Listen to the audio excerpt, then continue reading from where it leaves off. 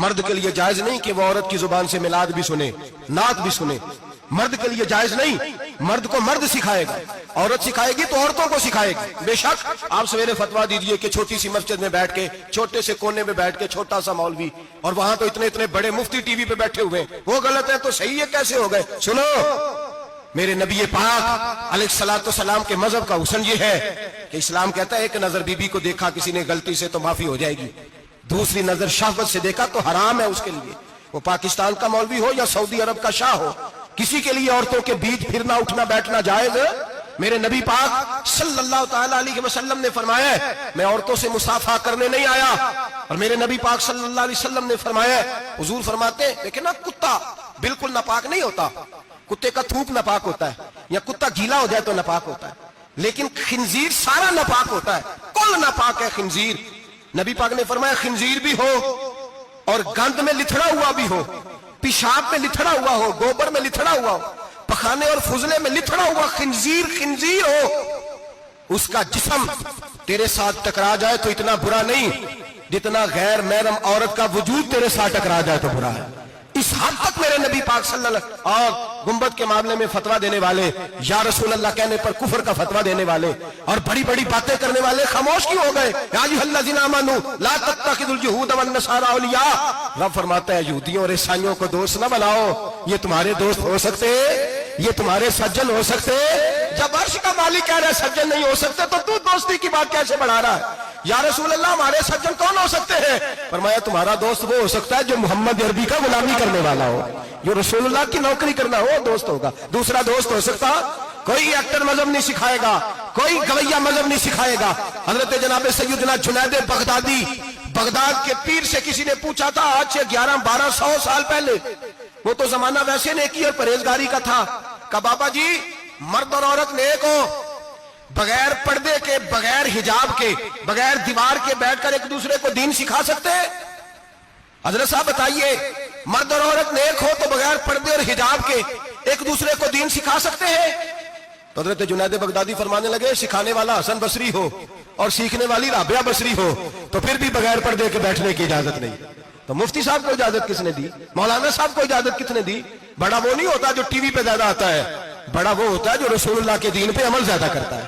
حضرت عبداللہ ابن مسعود رضی اللہ تعالیٰ عنہ فرماتے ہیں زیادہ باتیں کرنے والا عالم نہیں ہوتا. حضور پھر عالم کون ہوتا ہے؟ فرمایا پڑھو قرآن، انما یخشی اللہ من عبادہ العلماء. فرمایا بڑا عالم وہ ہوتا ہے جو اللہ سے زیادہ ڈرتا ہے، اس لیے کہ رب فرماتا ہے میرے بندوں میں سے جو عالم وہ ہیں جو اللہ سے زیادہ ڈرتے ہیں، خوف رکھتے ہیں. تو میرے بھائی رمضان المبارک میں بچنا ہے، پرہیز کا وقت ہے، تو کوئی شخص بھی کوئی شو نہ دیکھے، میری منت ہے آپ حضرات، کوئی شو نہ دیکھے. عورت کا تو پردہ ہے تو ہمیں تو تماشے پہ لگا دیا گیا، عجیب قسم کے ایکٹر آ گئے اور مذہب سکھا رہے ہیں. میری اپیل ہے آپ سے کہ سحری افطاری کے وقت ٹیلی ویژن بند رکھیں. کیا چیز کھول کے رکھیں؟ یا قرآن کھول کے رکھیں یا رسول اللہ کا فرمان کھول کے رکھیں. اللہ رسول کی طرف توجہ رکھیں، وہ سیکھنے سکھانے کا وقت ہے. چھوڑے گویوں سے دین سیکھا جائے گا، ہمیں کوئی شکوہ نہیں. یہ پکی توبہ کریں، سویرے آئیں آ کے دین سکھائیں. اور میں ان سے بھی اپیل کروں گا کہ آؤ دین سکھاؤ. حضرت فضیل بن عیاض فرماتے ہیں میں ڈاکو تھا، کبھی کبھی چھپ چھپا کے جمعہ پڑھا کرتا تھا، پھر میں نے توبہ کی تو سچی توبہ کی، پھر میں نے توبہ کی تو رب کو راضی کرنے والی توبہ کی، پھر میں نے توبہ کی تو چھوڑی ہر شے، غریبوں کا لوٹا ہوا مال واپس کیا، جس کے پیسے نہ دے سکا اس کے گھر میں جا کے اس کی بھینسوں کو چارہ ڈالا، اس کے اونٹوں کی خدمت کی، میں نے قرضے چکائے. فرمایا میں سچی توبہ کر کے مسجد آیا، جس خطیب کے پیچھے میں جمعہ پڑھا کرتا تھا وہ میرے ہاتھ پہ بیعت کر کے مرید ہو گیا.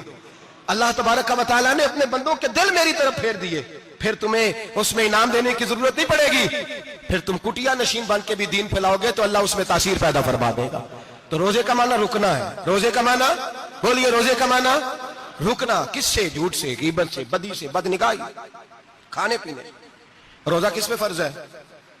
امیروں پہ کہ غریبوں پہ؟ جی کہنے میں تو کام ہی، میرا تو کام ہی محنت مزدوری والا، میں کیسے روزہ رکھوں؟ میں تو دیہڑی لگاتا ہوں تو روزہ کیسے رکھوں؟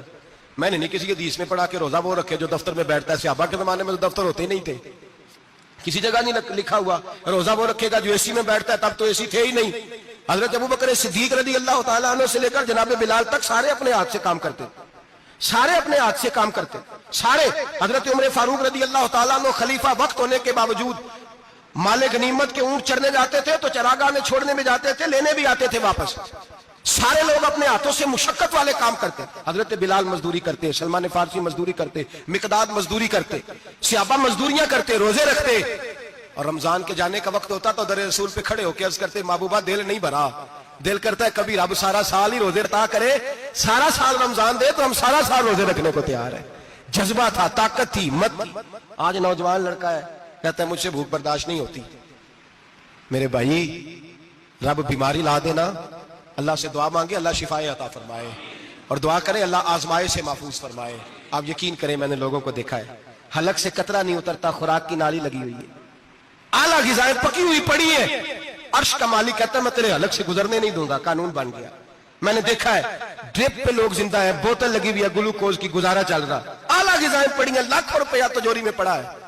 मालिक कहता है तू नहीं खा सकता, तो वो खाने नहीं देता, नहीं खाने देता। एक शख्स यूरोप के इलाके का, मैं किसी कालम नवीस का पढ़ रहा था, वो कहता मेरी खरबों में जायदाद है, लेकिन मेरे मैदे में ऐसी तकलीफ है कि मैं आटे को छान कर जो ऊपर से बूरा निकलता है सिर्फ वो खा सकता हूं, उसके अलावा मैं कायनात की कोई नेमत खा नहीं सकता।